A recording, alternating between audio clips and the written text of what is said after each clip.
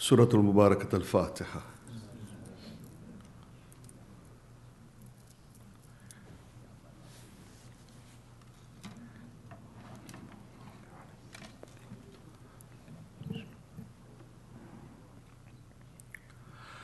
أعوذ بالله من الشيطان الرجيم.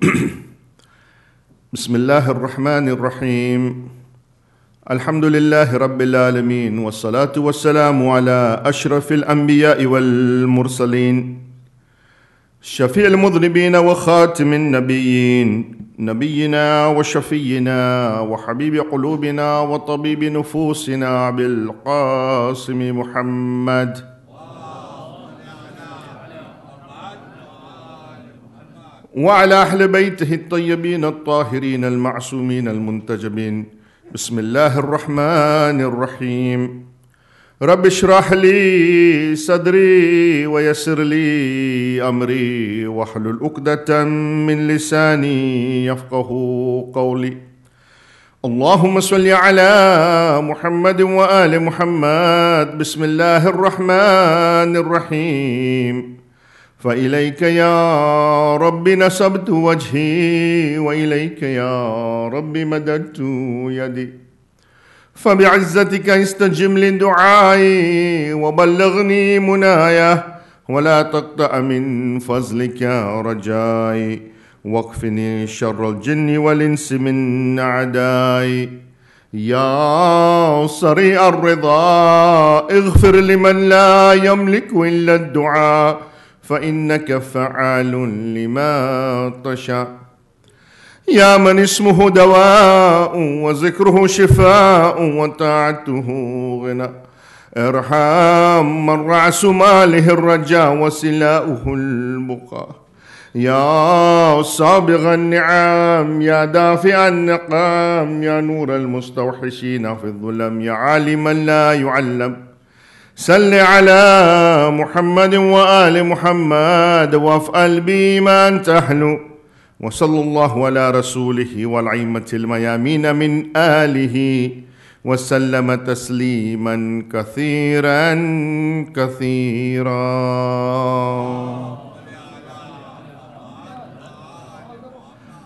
أما بعد، فقد قال الله سبحانه وتعالى في كتابه المجيد وفرقانه الحميد، وهو أصدق الصادقين وقوله الحق.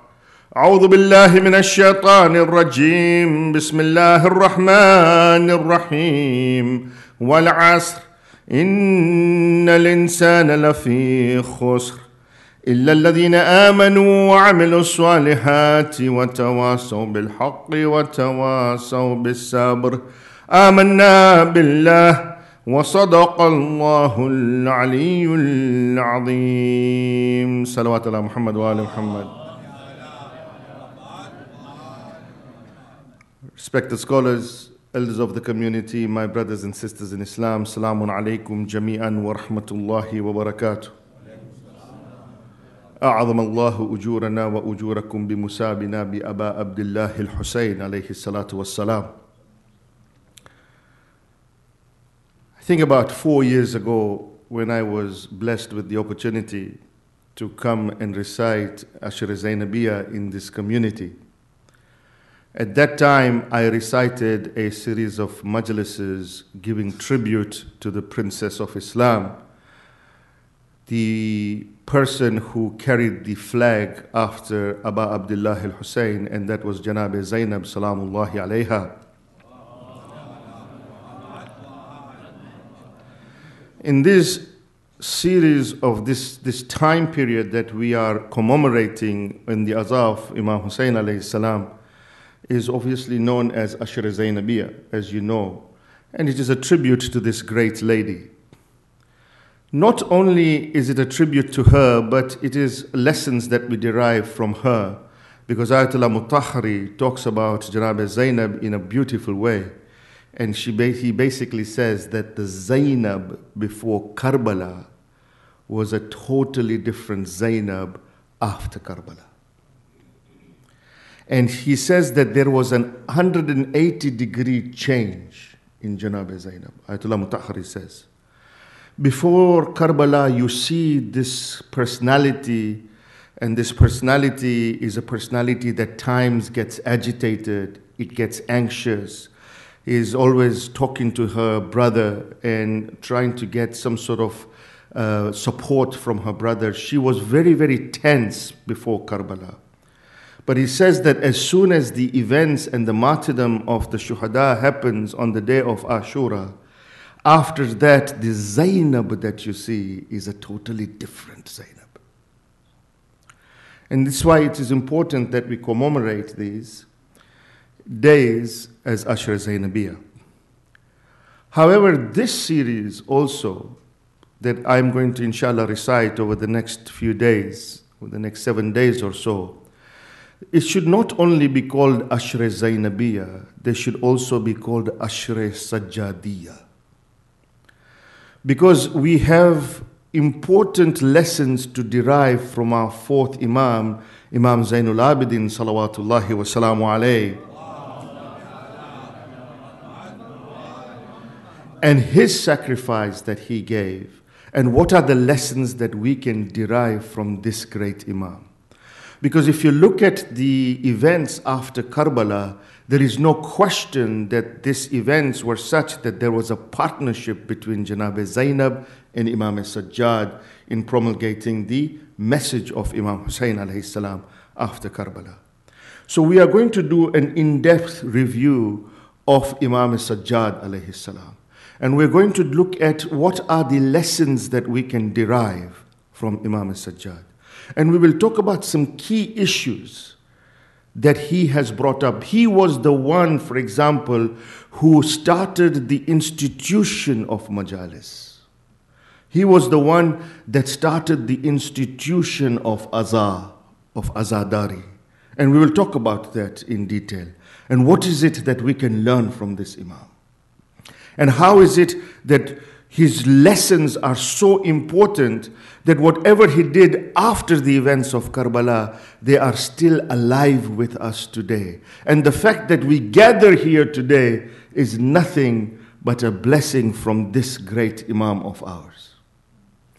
You see, when it comes to Imam Sajjad alayhi salam, we have portrayed him through a cultural lens. We have developed a persona for Imam Sajjad in our own minds. And sometimes this persona that we have developed about him comes from our cultural understanding of the fourth Imam. And we have to go beyond that cultural lens of understanding the fourth Imam. You see, we know him as Zainul Abidin, and we know him as Sayyidus Sajidin. We know him as the adornment of worshippers, and we know him as the leader of those who do sajda. And we will talk in detail about what it is, what is meant by this. Why was he called Zainul Abidin and Sayyidus Sajidin? And so what's the importance? What's the big deal about this? And what is it that we can learn from it?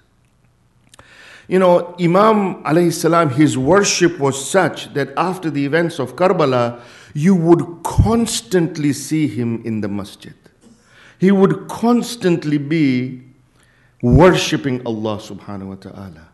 And he would constantly be in the sujood of Allah subhanahu wa ta'ala. Not only were his sujood prolonged, but they were also frequent. At every time he had, every opportunity he had, he would prostrate in front of Allah subhanahu wa ta'ala. We also have this image of Imam Sajjad alayhi salam, that he was an Imam, of course, that cried on Imam Hussein alayhi salam. And if you look at Sheikh Abbas Qumi and others, they have said that for 35 years after the events of Karbala, after the tragedy of Karbala, he would always cry on his father. And there was one thing that really bothered the fourth Imam. The most that bothered him the most was the issue that his father was killed in Karbala without having water. That was a very important issue for Imam. Whenever he would see water, he would weep for Abu Abdullah al-Hussein. But we have also developed a persona for the Imam. Sometimes I think it is a negative persona that we have developed on him. And we have developed this through a cultural lens. We call him the Bimar Imam. The Imam who was sick all the time. We have called him that he is the Bimar Imam. And there is no doubt he was sick and he was Bimar in Karbala. In fact, if you look at the history, on the way to Karbala, he was putting on his armor. He was putting on his armor, and one of the sharp edges of the armor clipped him. It cut him. It had a deep wound in himself because he was putting this armor and he got clipped by this armor and he got cut by it, and that wound became infected. And when that wound became infected, he developed a very high fever from that wound. It's obvious that he probably had some sort of a septic infection from that wound. And so he was he was sick with a very high fever. And that's why you see in the history books that especially around the events of Karbala itself, that he was quite sick. And therefore, he was not able to participate in the battle of Karbala because of his illness, because of his sickness. And this, of course, was the Mashiach of Allah subhanahu wa ta'ala. This was a plan of Allah subhanahu wa ta'ala in order to keep the lineage of Imamat alive through this great Imam. Right? But sometimes we portray him as always being sick. We portray him as always being sick from Karbala. In fact, if sometimes we think that he was sick from the time of Karbala until the end of his life, he was sick. Bimar Imam. And you will see sometimes this also reflected in our marshiyas, in our nawhas. And I'm not saying do not recite about Imam being sick. Please don't get me wrong. But I'm saying that understand that there is a persona that we have developed about this fourth Imam. We have a picture of him as the one who is always sick, who is lachar, who is majboor, an Imam that isolated himself from the community. An Imam that basically relinquished his responsibility towards society and his social responsibilities. An Imam who was always in the state of dua. An Imam who was always crying, who was always bimar, who was always lachar. We have developed this persona of this Imam. And I was amazed when I was talking to somebody. They basically said to me, this was somebody, a youth, he said, it seems like this Imam was only an Imam by name. So it is a persona that we have developed about this Imam through our own cultural lens. And what I want to do tonight, as we do this series on Ashra Sajjadiya, I want to do tonight is to challenge this particular image and to challenge this persona of the fourth Imam. Because in my mind, he is not only Zainul Abidin, he is Zainul Mujahideen. He is not just Zainul Abidin, he is Zainul Mujahideen. He is a warrior in the way of Allah subhanahu wa ta'ala. And I want to paint this picture of an Imam, that this was an Imam who was at the peak of courage and bravery. If you want to know what courage and bravery is, look at the life of the fourth Imam, and you will see what the courage is. And the secret to this is that there was one quality that Imam had, that if you find this quality on somebody, you will see that they will expose that courage that they have and that bravery that have. And that quality was that he did not fear death. Imam did not fear death. And you will see this in the court of Ibn Ziyad. Ibn Ziyad threatens to kill him. You know, when Imam is brought into the court of Ibn Ziyad knew of a son of Imam Hussein by the name of Ali, which was Aliyun al-Akbar, right? It seems maybe that Aliyun al-Akbar was more famously known because he was a spitting image of the Holy Prophet. So what happened was that when he was brought, and Ibn Ziyad said that, I thought that the son of Hussein was killed in Karbala. And Imam comes forward and he says, no, I am Ali, the son of Hussein. I am also the son of Hussein. At that time, Ibn Ziyad says to Imam Sajjad alayhi salam, he says, then I'm going to kill you. I'm going to kill you. This is in the Darbar of Ibn Ziyad. And Imam's reply to Ibn Ziyad is, are you threatening me with death? You are threatening me with death? And he says, Innal mawta an aada. He says, do you not know that death is normal in our family? He said, don't threaten me with death. It doesn't have any effect on me. This is courage and bravery of this Imam. Now look at the strategy that Imam uses. The strategy of Imam is very important to understand. Imam knew that the Banu Umayyah were very strong militarily and economically. He knew that. He knew that militarily and economically they were very strong. But most importantly, Imam realized that the strength of Banu Umayyah was not in their military strength, and the strength of Banu Umayyah was not in their financial strength, but the most important strength that they have was that they were able to pacify the people of that time. They were able to pacify them spiritually.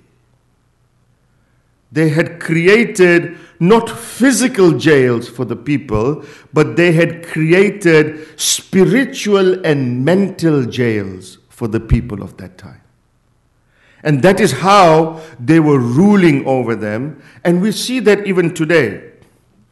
Today we even see it that people are ruling over other people, even in so-called Muslim countries, not by putting them into physical jails, but by putting them into spiritual and mental imprisonments. And this is how people systematically, oppress other people. They oppress people by ideology, not by physically putting them into jail. It's very easy. If you physically imprison somebody and you're oppressing them, then, it becomes very obvious that you're a tyrant. But when you spiritually do it, and when you do it mentally, then people don't realize it. And this was the ploy of Banu Umayyah. And look at how Imam systematically breaks the root of these ideological theories created by Banu Umayyah. This is the important lesson of this Imam. How did the Banu Umayyah do this? How did the Banu Umayyah create these spiritual and mental jails for the people? The way they did it was by using the ulama of their time.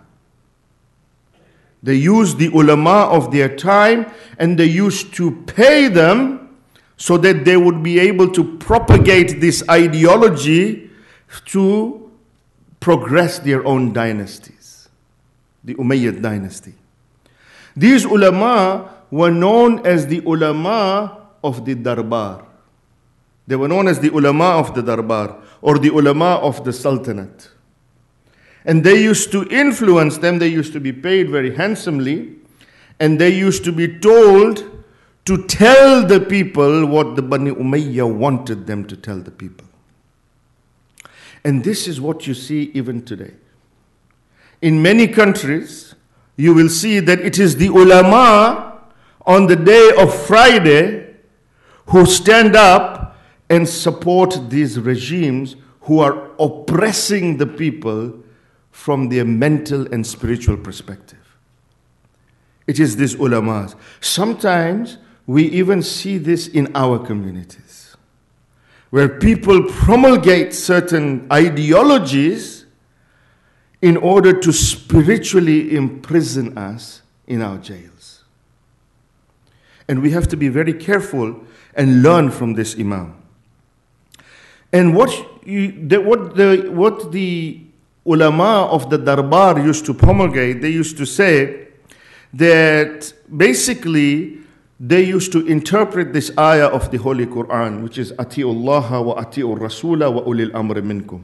And they said that these people who are in authority, they are vested in authority, these are the ones that you have to follow. Because Allah says in the Quran, follow Ati'ullah, follow Allah, wa Ati'ur Rasul, follow the Holy Prophet, and wa ulil amri minkum, and those who have been vested in authority. So these ulamas used to say that no, these people who are your khalifas, they are the ulil amr. They are the ones who are vested in authority, and therefore obedience to them is wajib. Obedience to them is like having obedience to Allah subhanahu wa ta'ala. And that is how the Banu Umayyah used to be able to stay in power. One of these ulamas was a man by the name of Zuhri. Yeah? Zuhri was one of the ulama of the Darbar of Banu Umayyah. And he narrates a hadith in Sahih Bukhari. Now, normally I don't recite this hadith because it is, of course, a fabricated hadith. And these ulama of Darbar, they used to fabricate the hadith in order to further the dynasty of the Banu Umayyah. So there was a very common that they were paid very handsomely to fabricate this hadith. Now, normally I don't recite it because sometimes it confuses people, but I want to tell you what clever strategy the Banu Umayyah were using. So Zuhri, who was one of these ulama of Darbar, he narrates this hadith and it is in Sahih Bukhari. And he says that one day, the Holy Prophet sallallahu alaihi wasallam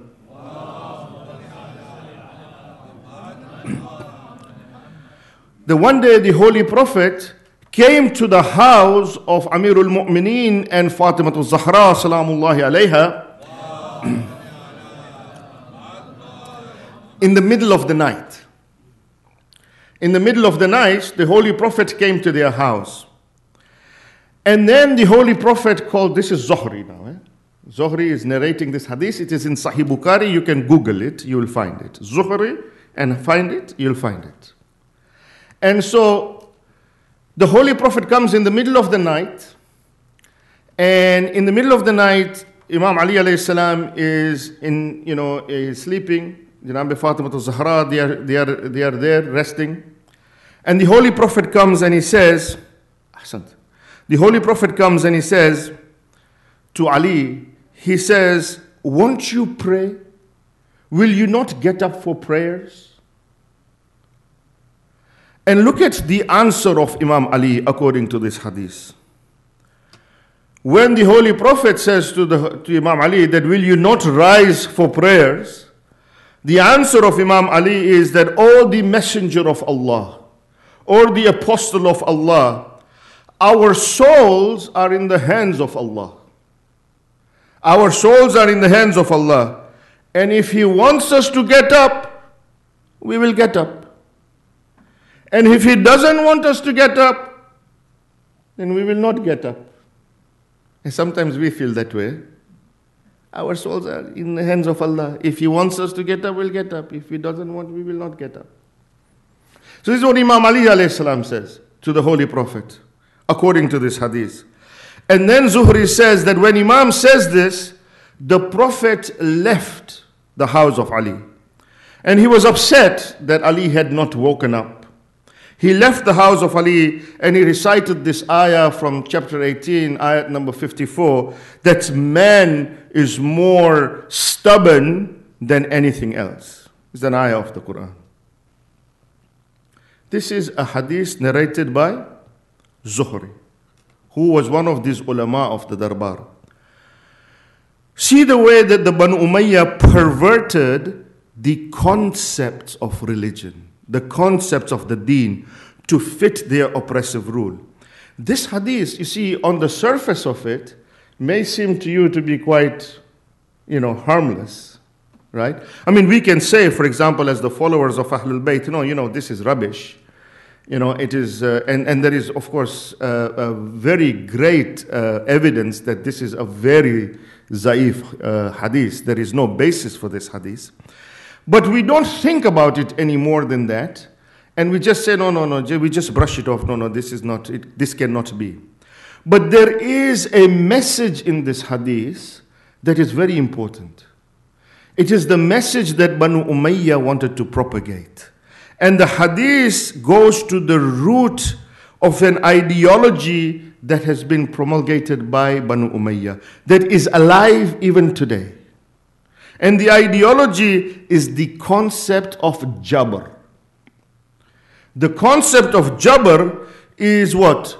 It is that what it means that whatever you do not do it. Allah does it. You are under the compulsion of Allah subhanahu wa ta'ala, and He makes you do it. This is the concept of Jabr. You know it as maybe the concept of predestination, right? That whatever act you carry out, you do not carry out, Allah does it. And this is the ideology that they wanted to promulgate. This means, and this was the message to the oppressed people, it meant that when the oppressed people, the people over there were led to believe that it was Allah subhanahu wa ta'ala who chose them to be oppressed. It was Allah who chose them to be oppressed. And they just had to accept it. It was Allah. Because everything that you do, you don't do it, Allah does it. This is the concept of Jabr. The condition that you have is from Allah subhanahu wa ta'ala. And because it is from Allah subhanahu wa ta'ala, then you should not speak up against it. And you should obey the rulers, because Allah has decided this for you. Here, with this particular hadith, Zuhri was actually telling the Shia that, look, even your own Imam believes in Jabr. Because Imam Ali says to the Holy Prophet, according to this hadith, that if Allah wills, I will wake up. And if He does not will, I will not wake up.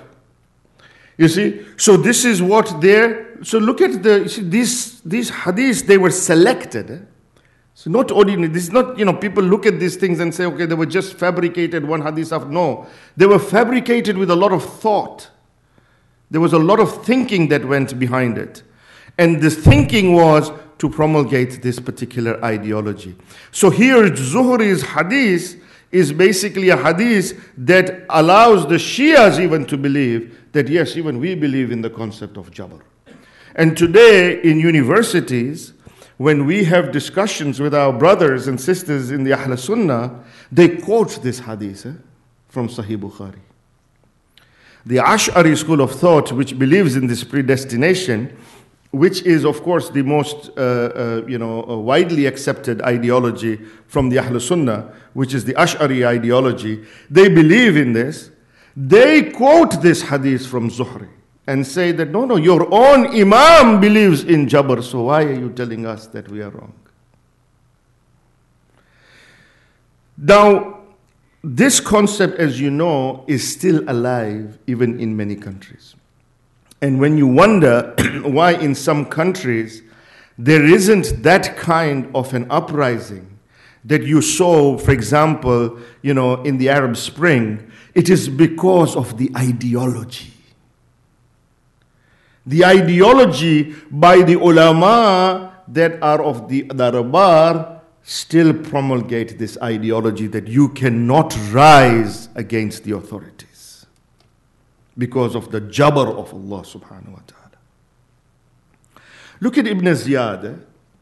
I talked to you about Ibn Ziyad, for example, that, when he first comes to Karbala to Kufa from Basra, when he first enters Kufa from Basra before the events of Karbala, what is the first thing he says to the people?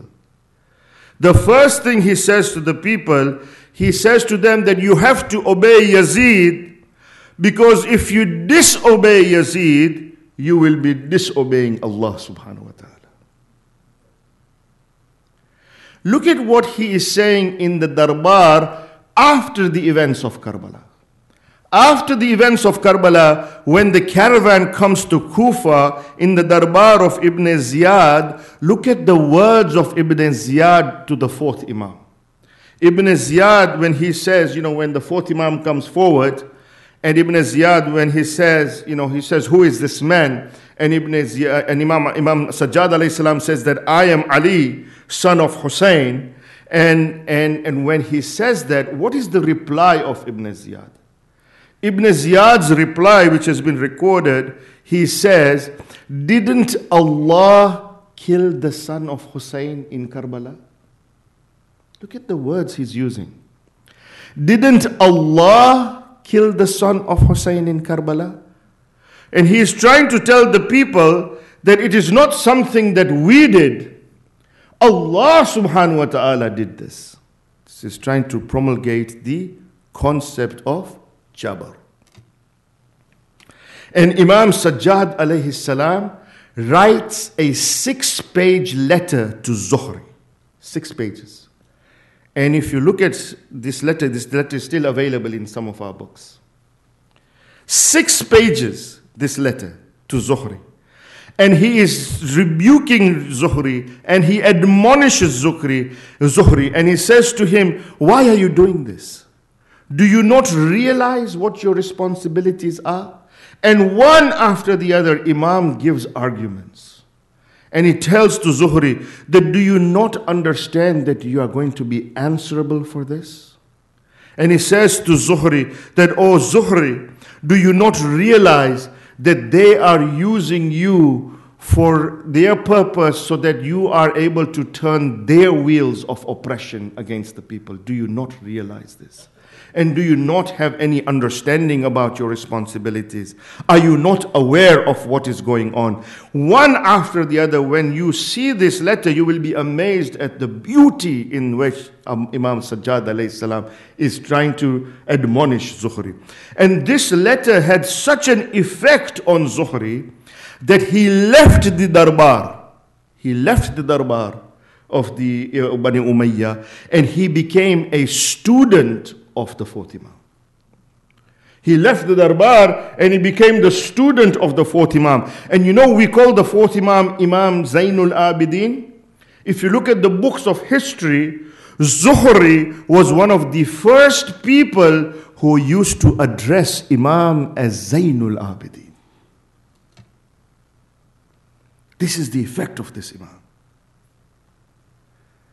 Imam openly combats these ulama. In history, you will see he writes letters after letters admonishing these people.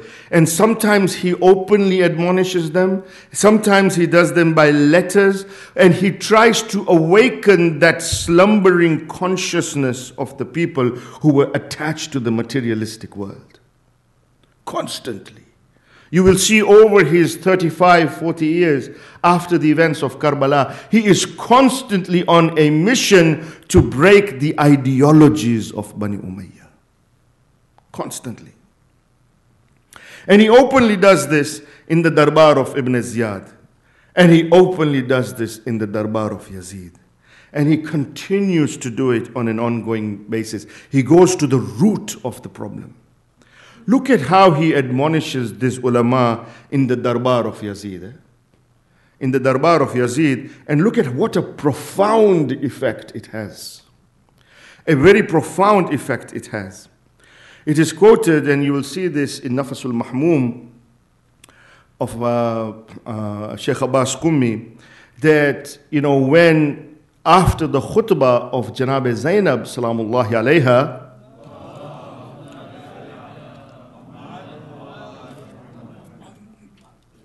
it had such an effect, this khutbah of Janab Zainab, and I know in the last time I was here, I went into detail on this khutbah.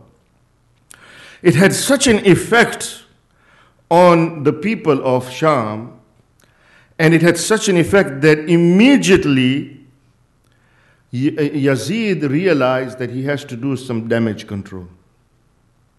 He has to make things better. he realized that this is not gonna work. Something needs to be done. So what does he do? He tells one of these ulama of the darbar. One of these ulama of the darbar, he says to them, go onto the mimbar, go onto the pulpit, and starts to give lectures. And they were very good. Oratory power was excellent. Right? Some of these people have excellent oratory powers. Right?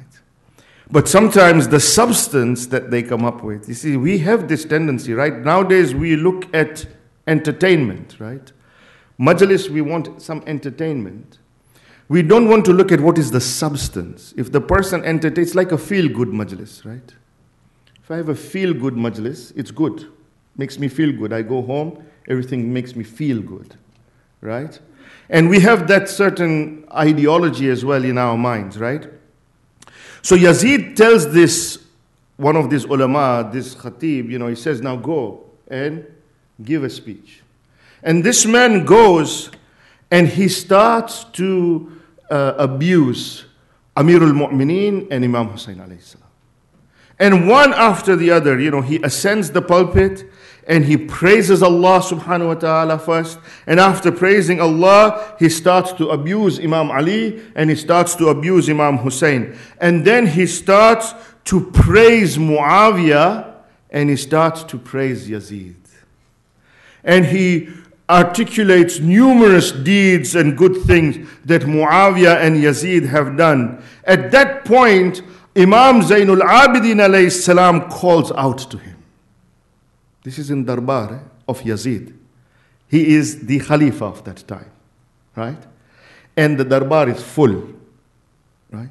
Look at the scene. You will see in Nauhas and Marshas, you talk about Satso Khursi Nashin, right? Have you heard that? Yeah? Satso Khursi Nashin means what? 700 people who were sitting on the chairs, on the very comfortable sofas, right? That Yazid had created. So many people were standing. He's not talking about those people. Satso Khursi Nashin are the dignitaries. In that charged atmosphere where Yazid wants to basically humiliate the Ahlul Bayt, this Imam, whose personality that we have in our mind is a Bimar Imam. He's a Lachar Imam. He is, he doesn't say anything. This Imam gets up when this Khatib is talking, abusing Amirul Mu'mineen and Imam Hussein, and he's praising Muawiyah and Yazid. This Imam gets up and he says to this orator, he says to this Khatib, he says to this Alim of the Darbar, he says, "O you who preach, woe be unto you. May you be condemned, for you have bought the wrath of the Creator in lieu of the pleasure of the creation. You have displeased Allah by wanting to please other people." And he says, because of that, your place is only in hell and you will rot in hell. This is the courage of Imam Zainul Abidin. And then he turns towards Yazid and he says to Yazid, "Permit me to speak on this pulpit. Permit me to speak on this pulpit because I will say something that is going to be pleasurable to Allah subhanahu wa ta'ala. That is going to be, able to please Allah subhanahu wa ta'ala. And what I have to say will not only please Allah subhanahu wa ta'ala, but it will reward those people who are listening." Careful words, by the fourth Imam. Careful words. What he's saying is that in our members, there are going to be two types of people who will give lectures. Ones who will do it to please Allah subhanahu wa ta'ala. And for that, there will be a benefit for those who are listening. But there is another group of people who will be there to displease Allah subhanahu wa ta'ala at the expense of trying to please the people. It is here even today. Look at the depth of this Imam. And Yazid, when Imam says, give me the permission, I want to go and address the people. Yazid knows, this is not good. He knows. He's trying to do damage control. And he says, no, this is not good. So he refuses. He says to the fourth Imam, no, I'm not going to allow you. I'm not going to allow you. And when Yazid refuses, the people who are around him, they say to Yazid, Bana, look at this man, shackled in chains, with handcuffs in his hands, and you are refusing to have him go on the pulpit. What's the problem, man? What's he going to do? Let him say what he wants to say. We will hear it. Let him say what he wants to say. And Yazid says to them, you don't know. You don't know who this man is. He says, this man is such that if he ascends the pulpit, he will descend after humiliating me and the progeny of Banu Umayyah. He says, I know this person. And he says that if I give him this opportunity, it will be really bad for me. Muawiyah bin Yazid. Muawiyah bin Yazid is the son of Yazid, not the other Muawiyah. Yeah? He was the father. Yeah? Muawiyah bin Yazid, who was the son of Yazid, says to his father, he says, man, let him go. It will be fun. Let's see what he has to say. So they wanted to humiliate him. So let him go. Finally, because of the pressure, he allows Imam to ascend the pulpit. And then in front of all of these people, 700 kursi nashin, all of these people standing, Imam delivers a khutbah. Masterpiece of the khutbah. And he talks about his attributes that he has. He says that Allah has bestowed us with knowledge, forbearance, munificence, eloquence, valor. He has given friendship in the hearts of the believers for us. And then he explains to the people who he is. And he gives them an introduction. He says the Prophet is from us. Hamza is from us. Amirul Mu'mineen is from us. Ja'far al-Tayyar is from us. And he goes on and on. And then he says, those who know me, know me. Those who don't know me, let me tell you who I am. I am the son of Safa. I am the son of Marwa. I am the son of Makkah. I am the son of Medina. I am the son of Zamzam. He goes on and on explaining and giving people an introduction of who it is, these captives who have come in front of you in this darbar of Yazid. Because the people of Sham were completely unaware of who were in front of them. And as he gives this khutbah and he sees and he explains who he is, he talks about Mi'raj. He talks about Imam Mahdi, Ajjalallahu Ta'ala Farajahu Sharif, in his khutbah in front of Yazid.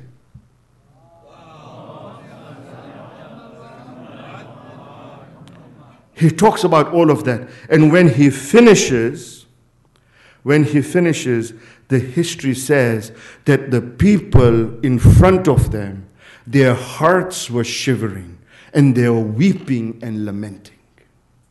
This is the bravery of Imam Sajjad.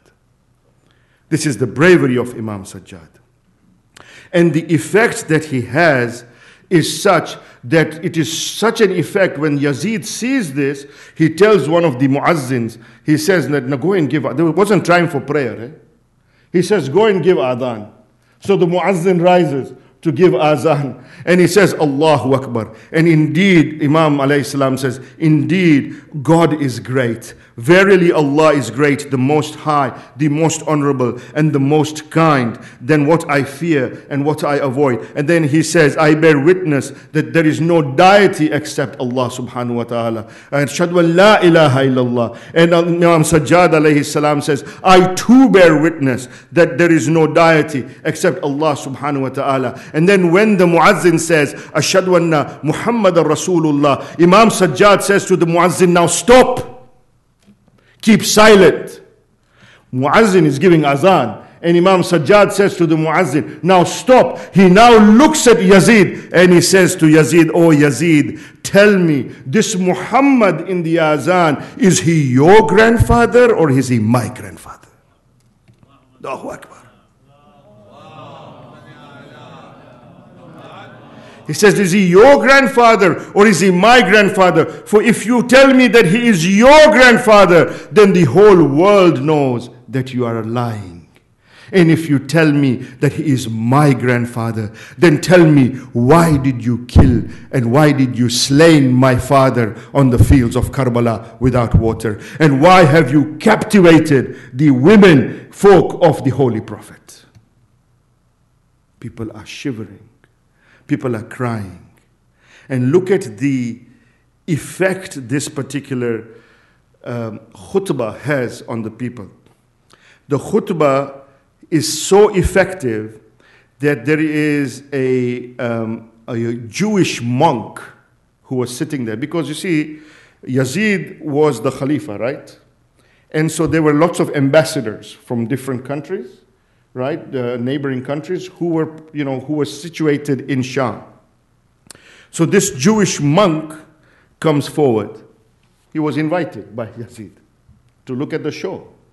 And Jewish monk comes to Yazid and he says to Yazid, he says that, "Oh Yazid, who is this youth?"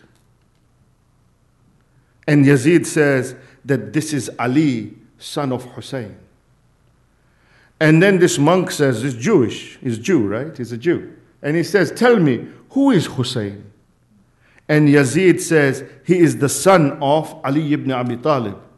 And the monk says, "Who is the mother of Hussein?" Allahu Akbar. And Yazid says, the mother of Hussein is Fatima, the daughter of the Prophet. And when this monk hears this, he says, "Glory be to God." He says, he is the grandson of your Prophet, whom you have killed so early. Only one mother has passed, he says to Yazid.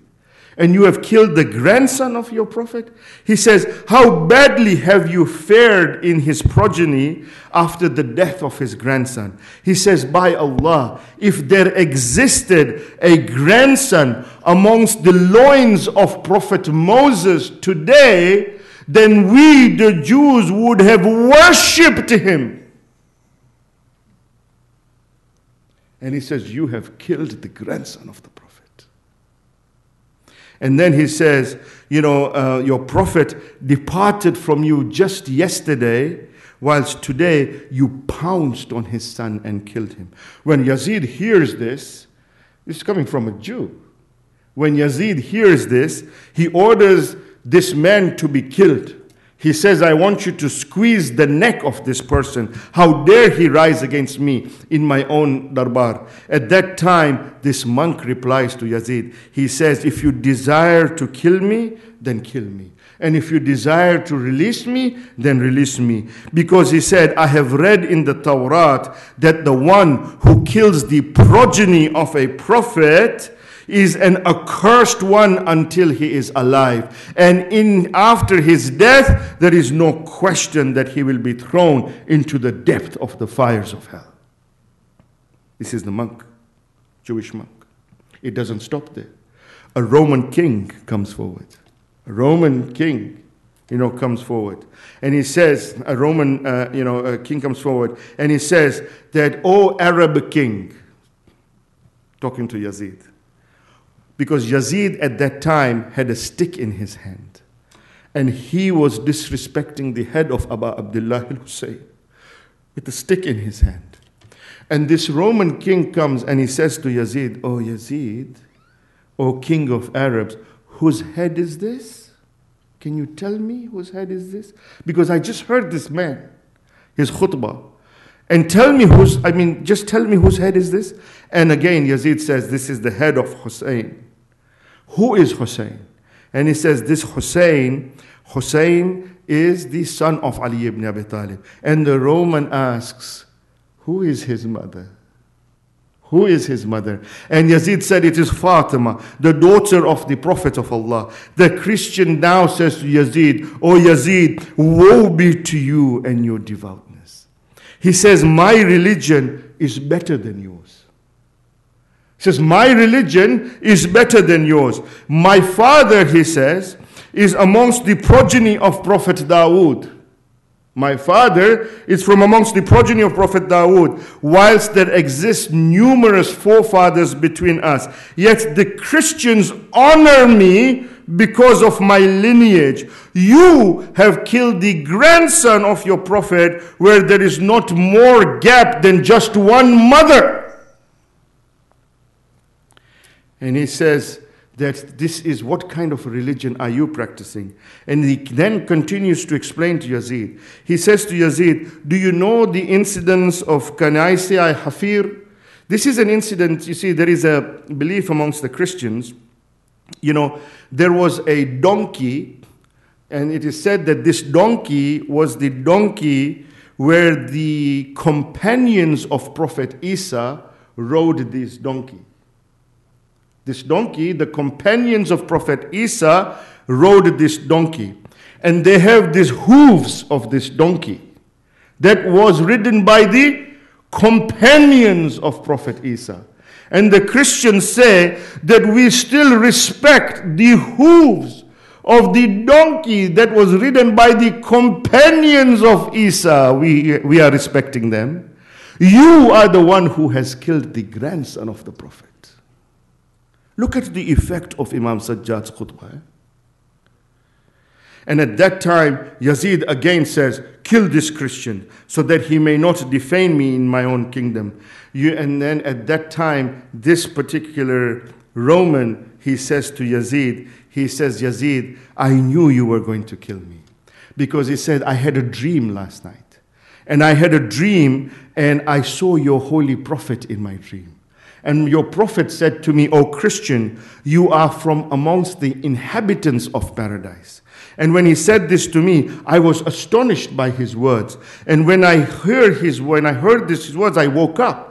And I thought to myself, I couldn't make any sense of this. Why would the prophet of Muslims come to me and says, I am from the inhabitants of paradise? But today I understand, because today I am saying to you that I bear witness that there is no deity except Allah subhanahu wa ta'ala. And I bear witness that Muhammad is the messenger of Allah subhanahu wa ta'ala. With that, this Christian rises. He takes the head of Abu Abdullah al-Hussein and he presses the head against his own chest. And he starts to kiss the face of Abu Abdullah al-Hussein. And in that state, Yazid kills him.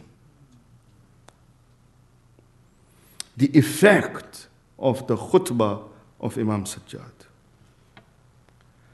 This is the greatness of this Imam. A greatness of bravery and courage. You know, you will see that if you look at, after the Holy Prophet, right? Which prophet is probably, if you want to rank prophets, other than the Holy Prophet, which one probably has a very high rank? Which one? Huh? So Isa, right, is one of the Ul Adham, right? But Isa, if you see, Prophet Isa has a very high rank, right, amongst the prophets. If you were to say really after the Prophet, our own Prophet Isa is probably of a very high rank. Look at the position of Prophet Isa on the Day of Judgment. The Prophet Isa on the Day of Judgment, Surah Ma'idah, ayat number 116, 117, and 118. On the Day of Judgment, on the hereafter, right, on the Day of Judgment, one of these highest ranking prophets, which is Prophet Isa, he will be questioned by Allah. In front of billions of people, he will be questioned by Allah. This is on the Day of Judgment. And the question is in the Quran, right? وَإِذْ قَالَ اللَّهُ يَا عِيسَى ابْنَ مَرْيَمَ أَأَنْتَ قُلْتَ لِلنَّاسِ أَتَّخِذُونِي وَأُمِّيَ إِلَٰهَيْنَا مِنْ دِينِ اللَّهِ. Allah is asking the Holy Prophet Isa. Allah is saying to Isa that, remember, O Isa, O son of Maryam, did you say to the people that worship me and my mother as two gods besides Allah? It's a question that Allah is asking Prophet Isa. Now the answer would be very simple, right? What should Prophet Isa say? Bana, no, I didn't do it. God, sorry, it wasn't me. The Mufassirin say it's a simple question The answer should have been very simple. The Prophet Isa should have just said, no, I didn't do it. The hadith says that Prophet Isa will not be able to answer this question for 2 years. He will be so stunned by this question. He will be in such awe of Allah subhanahu wa ta'ala and such fear of Allah subhanahu wa ta'ala that for 2 years he will start to say something, but the words will not come out. He will not be able to express anything because of the awe that he will see in front of Allah subhanahu wa ta'ala. And when he does express himself, and when he does, after those 2 years, when he does muster up that courage to answer that question, what does Isa say? He says, glory be to you. It was not for me to say what I had no right to say. And I had no right to say such a thing. You would, and if I had said it, you would surely have known it. You know what is in my inner self, and I do not know what is in yourself. You are the one who is the all-knowing. You are the one who has knowledge of the hidden and the unseen. ما قلت لهم إلا ما أمرتني به أن اعبدوا الله ربي وربكم وكنت عليهم شهيدا ما دمت فيهم. And then he says, never did I say to them anything except what you, Allah, commanded me to say. I told them to worship my Lord and worship you as their Lord, and I was a witness over them whilst I dwelt among them. But when you took me up, you were a watcher over them, and you are a witness over all things. And then if you punish them, then they are your slaves, and if you forgive them, then you are the one who is almighty and all-wise. Surah Ma'idah 116, 117, 118. We said to Nabi Isa, you just say, no, I didn't do it. This long explanation, why? It seems Isa is almost like a small child crying to defend himself out of the awe and fear on that day of judgment. Now look at the state of the fourth Imam on the day of judgment and see the difference. And this is a hadith, there are two hadiths. This hadith has been narrated by our sixth holy Imam, Imam Ja'far as-Sadiq, salawatullahi wa salamu alayhi,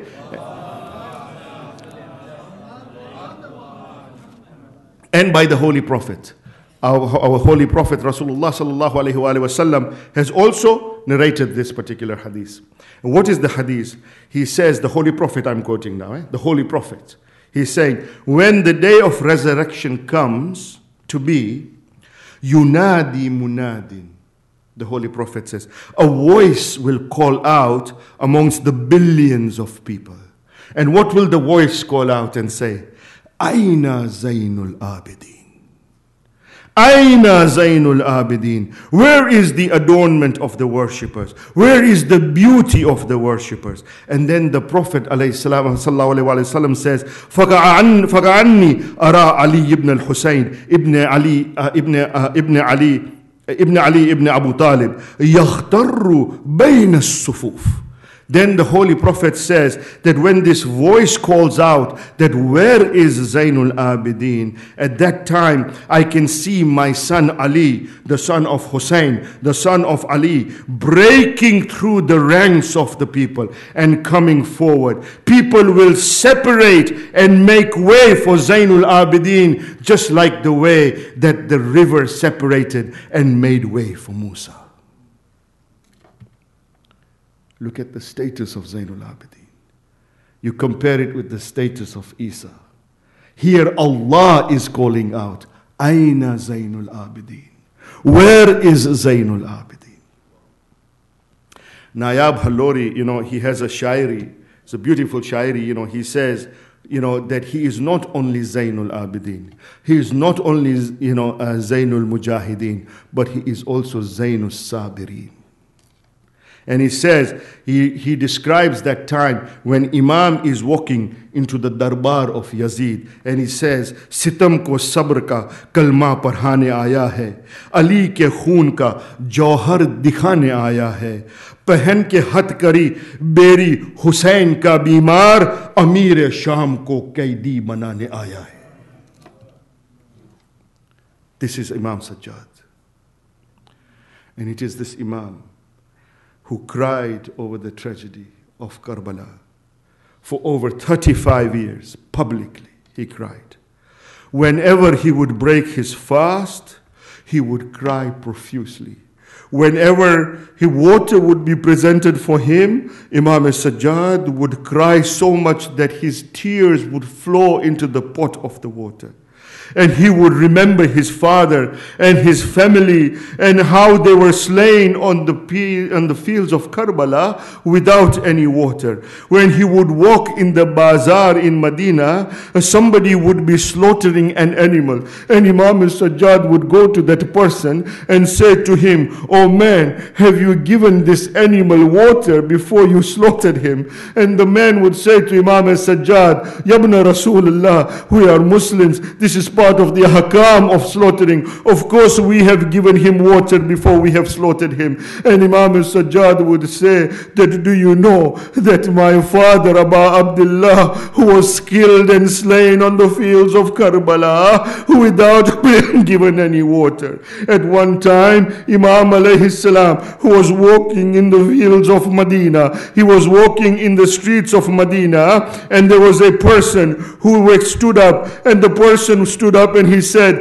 "Ayn al-gharib?" He says, "Anna al-gharib, Anna al-faqir." I am a stranger, I am a person who is needy. Imam Sajjad came to this person and he said to this person, "Why are you saying this?" And the person said, "I am a stranger, I have lost all my belongings, I am a needy person and I am a stranger in this world." And Imam says to this person, "Tell me, O man, if you were to die in this state here, are you worried about who would give you a ghusl? Are you worried about who would give you kafan? Are you worried about who would bury you?" The man said, "Yabna Rasulullah, this would not worry me because I am amongst Muslims. I know that if I die, somebody will come forward and give me ghusl. Somebody will come forward and give me kafan. I am not worried about that at all." At that time, Imam Zainul Abidin looks towards Karbala and he says, "Oh man, you are amongst Muslims and you are not worried about your burial, your ghusl and kafan." But the grandson of the Holy Prophet, my father Abu Abdullah al-Hussein, in the fields of Karbala, he was slain for 3 days. He was slain for after 3 days of thirst, and his body lied in the burning sands of Karbala for 3 days. There was nobody there to give him ghusl. There was nobody there to give him kafan. And he said, "Oh man, do you realize that after they killed him, they beheaded him, they mutilated his body?" And Umar ibn Sa'd asked horsemen to go from one side to the other, and they trampled the body of my father Abu Abdullah al-Hussein under their hooves, and the body of my father, who became ruined and was mutilated into pieces.